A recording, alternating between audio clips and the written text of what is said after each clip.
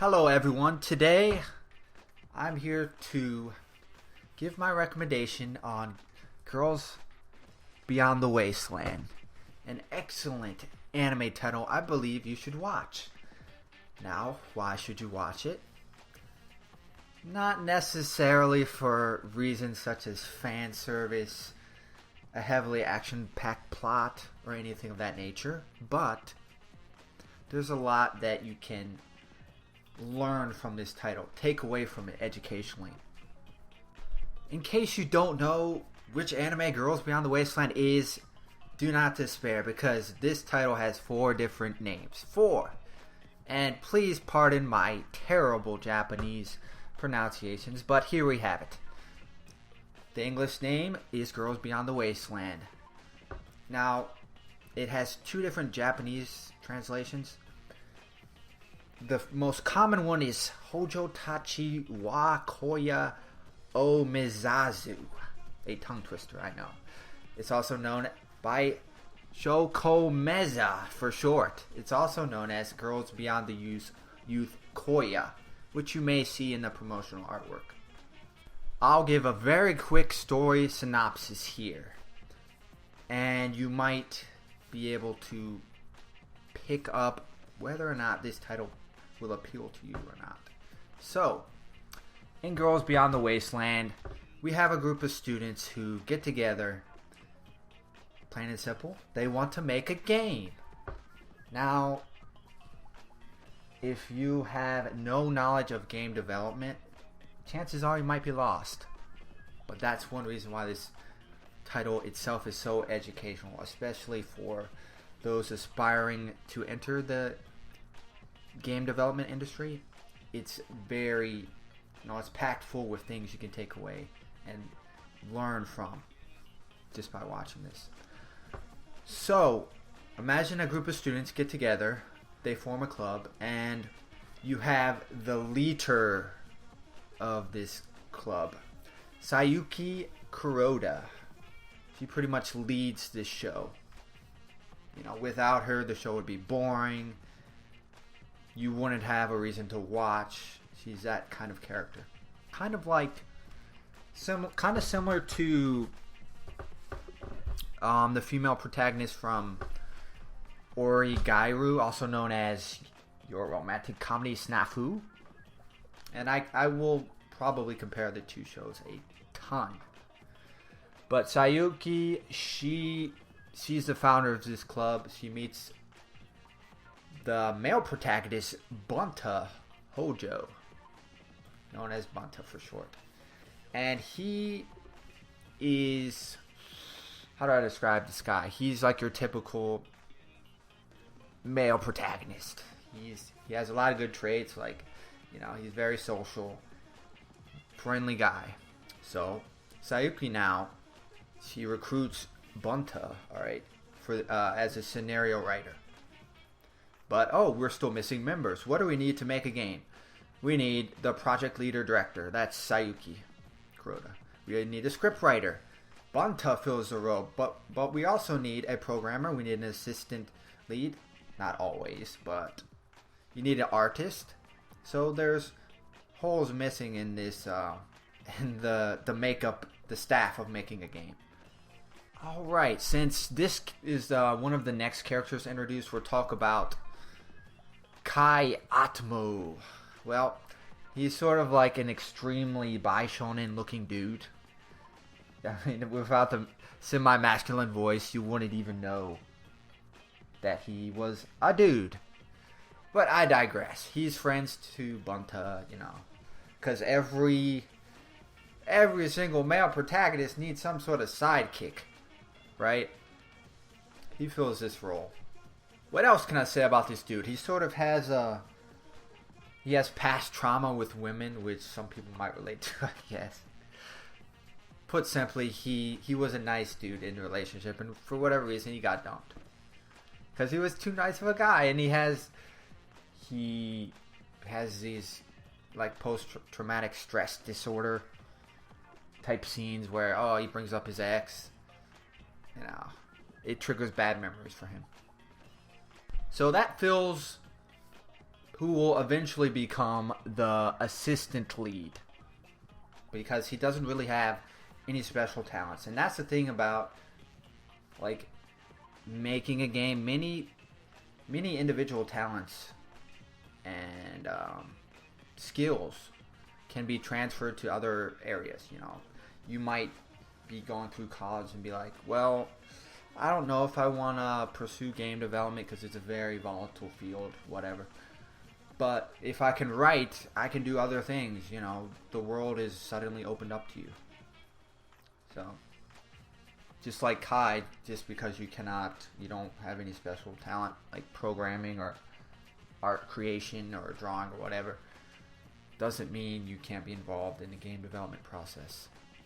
We're going to talk about Kobaya Kawayuki, our next character.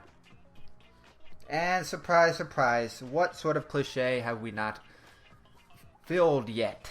Well, the main character needs a childhood friend, because love triangles are exciting and all that good stuff. So she's a short-haired character, has a crush on Banta, of course, as every childhood friend does. But lo and behold, she's a voice actress, and I actually forgot to talk about that role earlier. Normally games need to be voiced. You could always use like stock assets, but not every game has to be voiced, of course, but it's production value. So she's like an aspiring idol or voice actress in Japan. She just happens to have that skill in her arsenal. And not a whole lot else I can say about her, but she provides the cause of the love triangle, or supposed love triangle, between Kuroda, Banta, and herself. Our next character, the programmer, Ando. Thera, I believe. Please pardon my pronunciation. People just call her Ando in the show. Red-haired character with glasses. She must know how to program, right? Yeah, she does. She works at a maid cafe. Probably has a crush on Banta, just like every female main character. And she sort of gets into internal fights, very heated fights with Kuroda Sayuki from time to time, and that's cause of a lot of drama, suspense, what have you. And she also, her character brings up some interesting plot points, I guess. That's like scenarios you might run into creating a game with a team of people, and that's a very interesting point here, because let's face it, if you're not a team player, you don't do well in these sort of environments when you have to work with other people. You know, you have to communicate, you have to get along with others, you have to know how to follow directions. And you know, Sayuki, she originally sets out to make a game. I won't spoil it in this video, but let's just say certain games make money and other games don't. You might want to make a boys love game, but it doesn't sell. You might want to produce a slice of life manga, but it doesn't sell unless the title of your series is Suzuka, Kimi no Iromachi, or Fuka. I digress. Anyways, so Ando wants to make a boys love game. The producer, Sayuki, doesn't. Guess what? There's creative differences happening. And because Ando is not in charge, she has to eventually give in and say, well, alright, this is for the good of the team. You know, we want the game to be completed and actually succeed.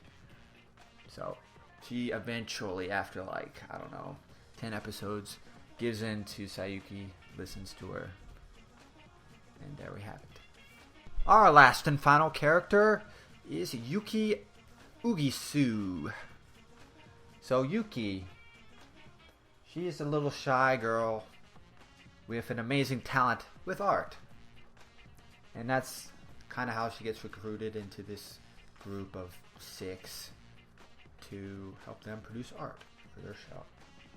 Not show, for their game. So more about Yuki. Well, she's very reluctant to join the club at first, but she eventually gets recruited and has an amazing talent for art. You can't make a game without art. And that's one of the talents kind of that you either have or you don't.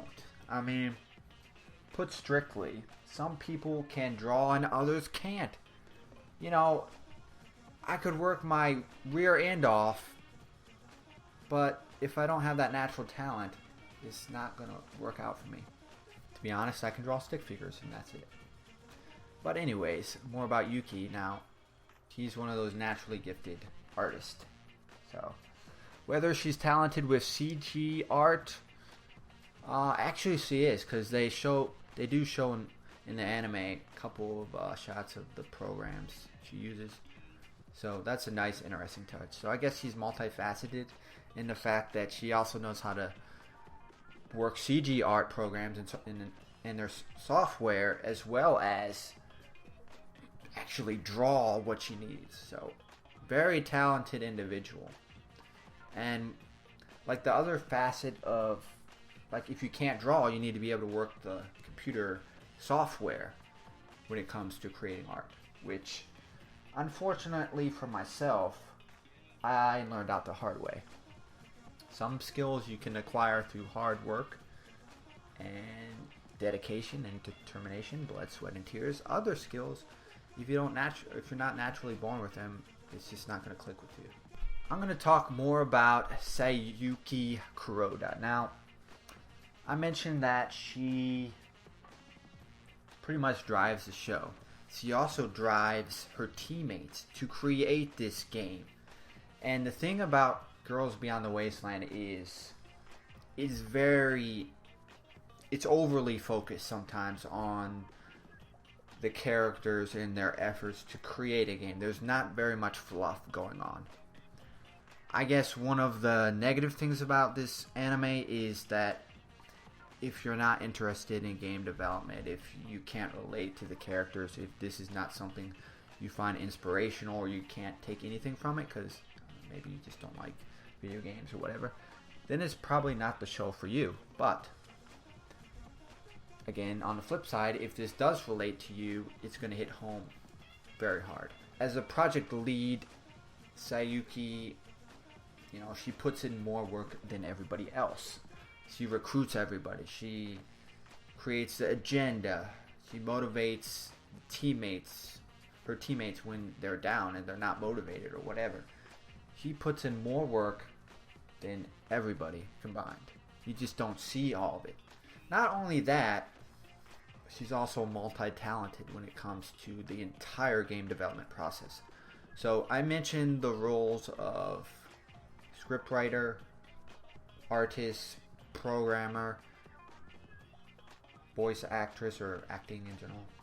But she covers all of these roles, somewhat similar to a store manager. And the analogy I'm going to make here is that, take a grocery store. You have different departments. You have the front end department where people get checked out. Also, that goes hand in hand with customer service. You have deli department. You have bakery. You have produce. You also have every single aisle in the store, also known as grocery. But the store manager can do everything. They can run a register. They can cut meat. They can run produce. They can do eggs and milk. Pretty much everything in the store. Exactly everything. Otherwise, it would not be in that position. But Sayuki, now, she can do everything.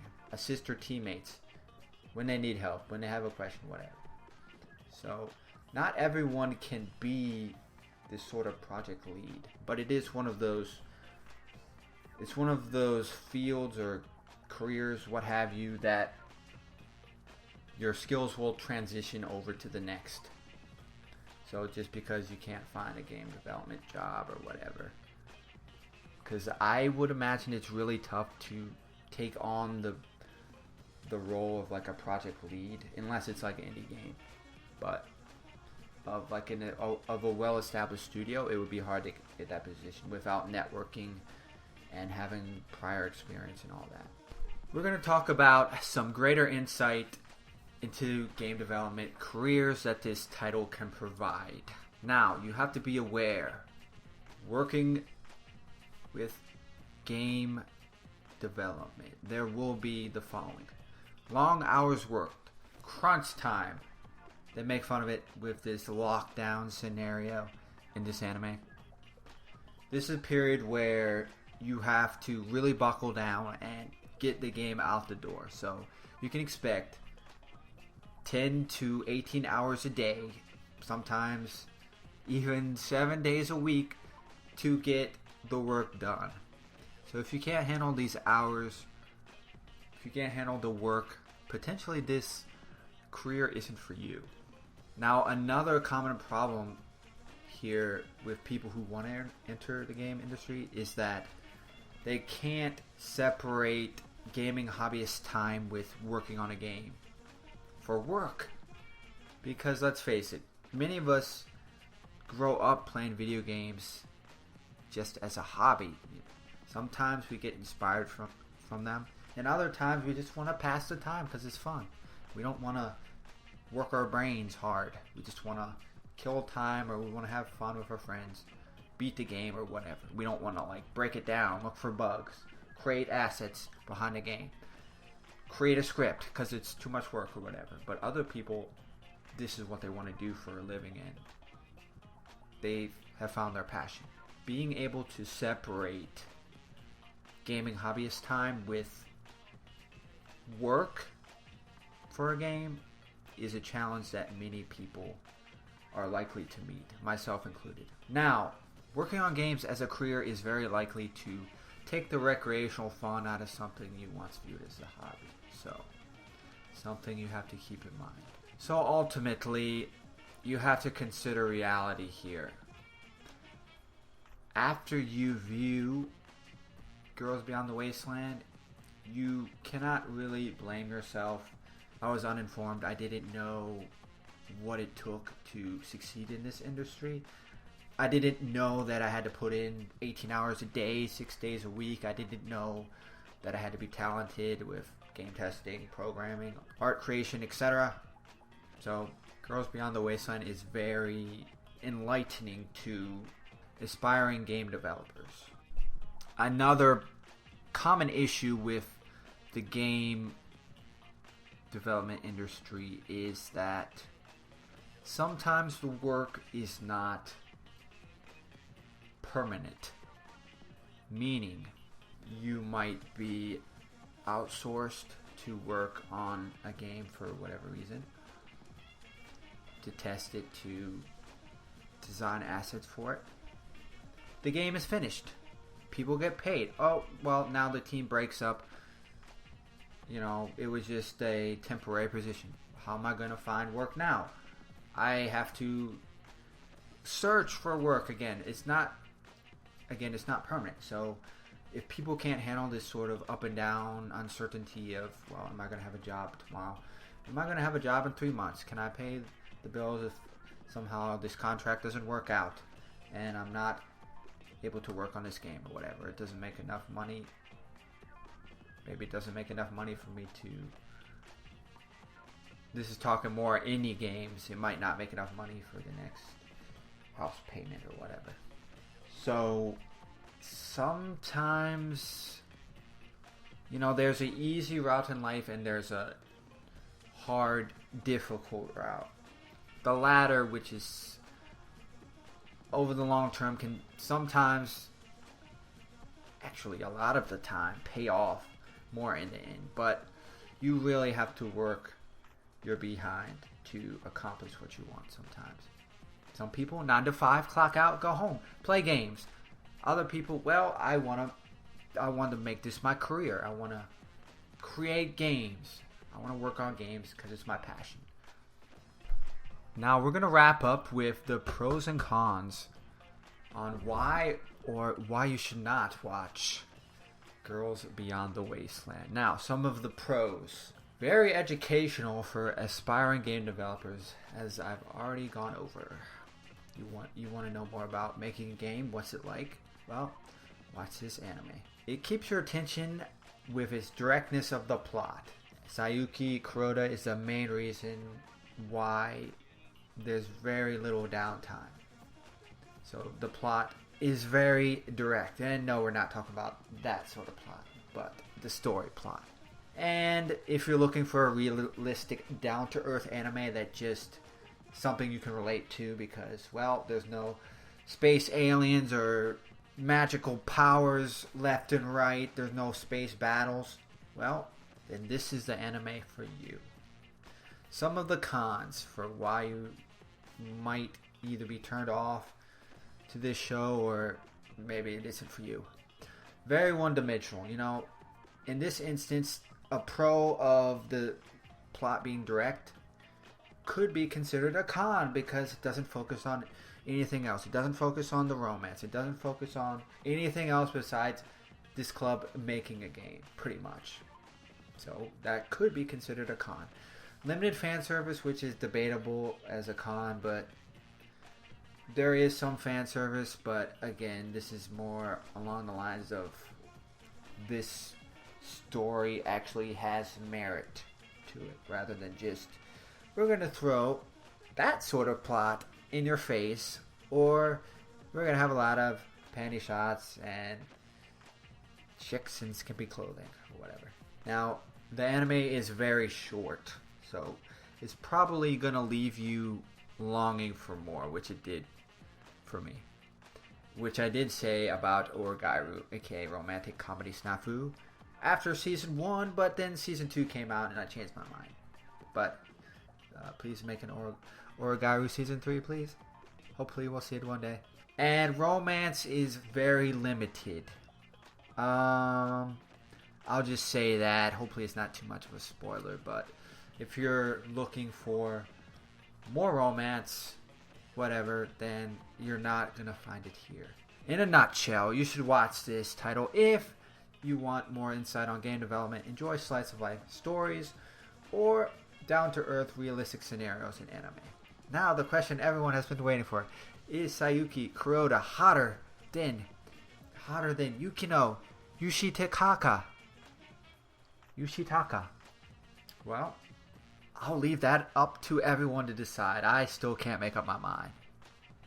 And there we have it, guys. There's my review for Girls Beyond the Wasteland. Please like and subscribe for more anime podcasts and discussions from time to time. You can also follow me on Twitch at twitch.tv/anime_inspirations. Thanks everyone for watching.